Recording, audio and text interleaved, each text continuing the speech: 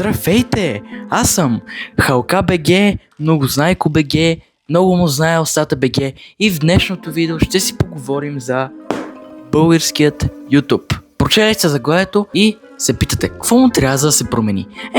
Аз ви го казвам директно. Трябва Кралски да стане най-известния и да кенсълнем всички инфлуенсъри, Дени, Линшо, Лилита, Милита и така нататък, защото са кринджари, са ужасни, са бокуци и така нататък. Колкото и да четем морал на тези хора, трябва ние да променим нещо в българския YouTube. Защото това са хора, които са усвоили българския YouTube. Сега ще ви обясня. Защото ако кенсъл културата трябва да се развие, според много хора в България, каква файда имаме от това да критикуваме хора на морален принцип? Моралният принцип, може би след 35 видеа, в които ви го обяснява това нещо, не съществува в българският YouTube.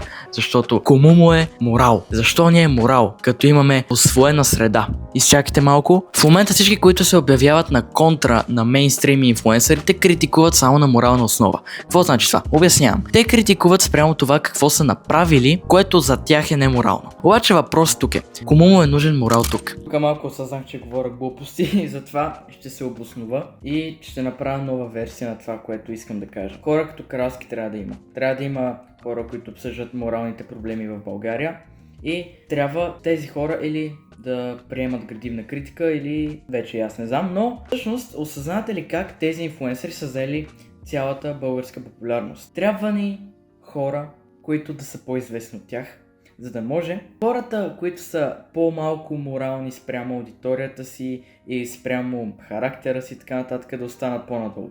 В момента трябва да се развиваме в такава сфера, в която да имаме много контент креатори, които говорят на много теми, естествено, които са адекватни хора, които няма да правят всичко за пари и да YouTube да става телевизия, както всички се оплакват от това.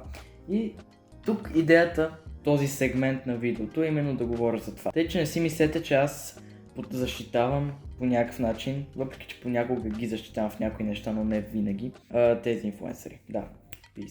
Това е много подигравателно да се каже, особено от 16 годишен, обаче вижте са поинта. Това са хора, които са усвоили децата и чекибойците. Обяснявам как така. Децата са основната аудитория на тези инфлуенсъри. Те знаят, че таргетират само към деца и знаят, че другите са просто ненужни за тяхната аудитория, няма какво толкова много да се направи за тези хора. Тези хора си ходят при Кралски, тези хора си ходят при Яни Саунда, примерно, към по-зрелите хора. Децата си стоят там, където им е мястото в българския YouTube и много рядко излизат за да хейтят. Чекибойците на своя страна може би много добре сте запознати с едни персонажчета в интернет, които си качват интересните снимки и под коментарите винаги имаме Линшо, искам да те еба, искам да еди какво си. Знаете всички тези загорелтаци, които пишат подобни коментари. Това е target audience, това е аудиторията, която точно се търси и на своя страна Линшо или който и да е друг печели лайкове, печели споделяния, печели всичко на техен гръб, на гърба на който хора са напълно способни да си бият чеки на тела в интернет. И ето получават формулата за успех. Това са хора, които са усвоили среда в българския YouTube и на всичкото отгоре даже са запълнили тази среда. Тази среда трябва да се отпуши, за да могат да дойдат нови хора. Обяснявам. В България мейнстрима е една такава таванна граница на контента.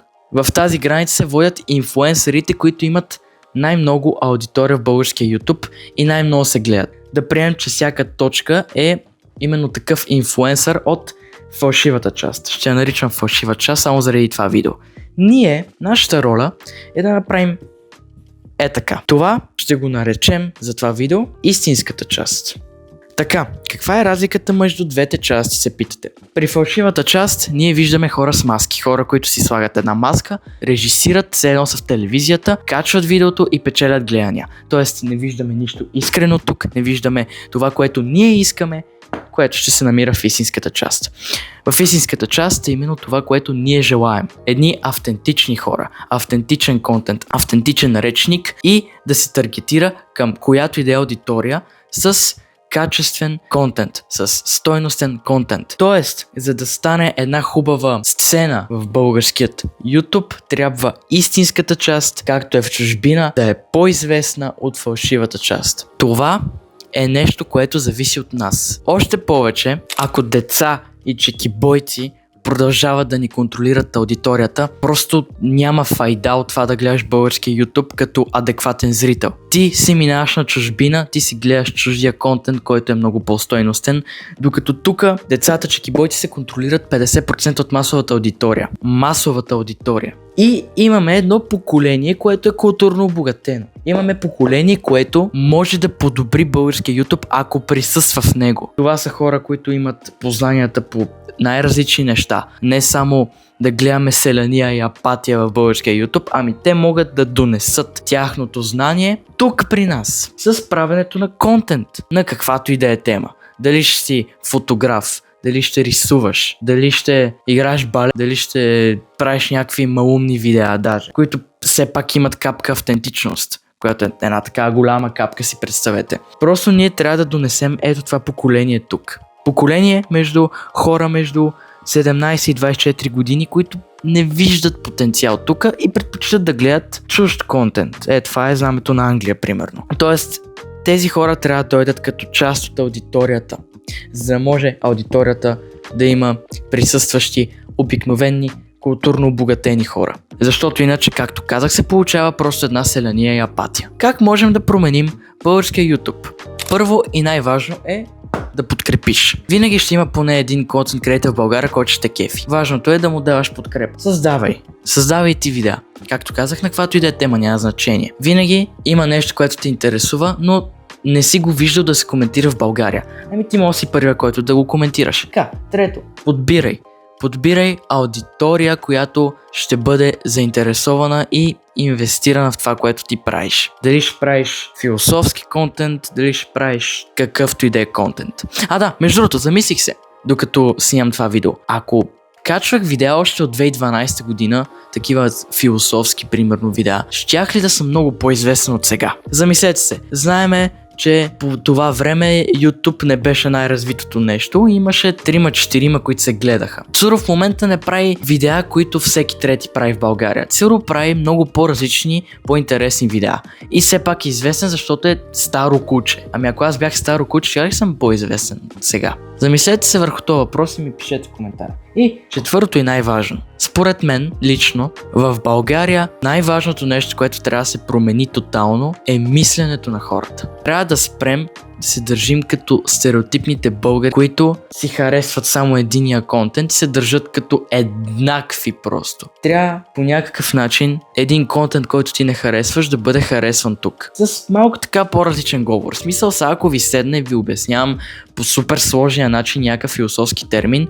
те ще ме гледат много малко хора.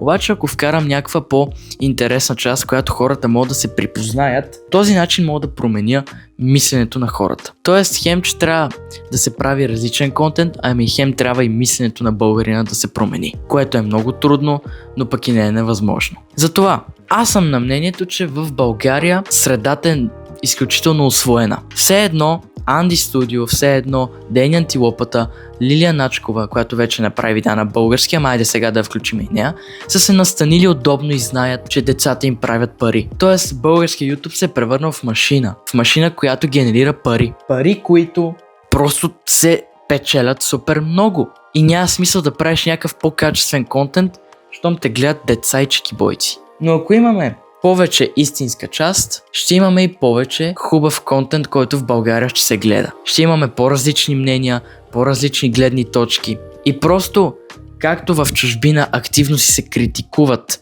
хора като LankyBox, защото правят напълно детски контент, така и тук активно ще се критикуват, но ние ще знаем, че истинската част ще наделява, която в момента не наделява. Това беше всичко от мен. Надявам се да сте съгласни и да сте разбрали нещо от видеото. А ако не сте разбрали, следващия път ще се опитам да говоря по-ясно. Благодаря ви, че бяхте с мен и до нови срещи.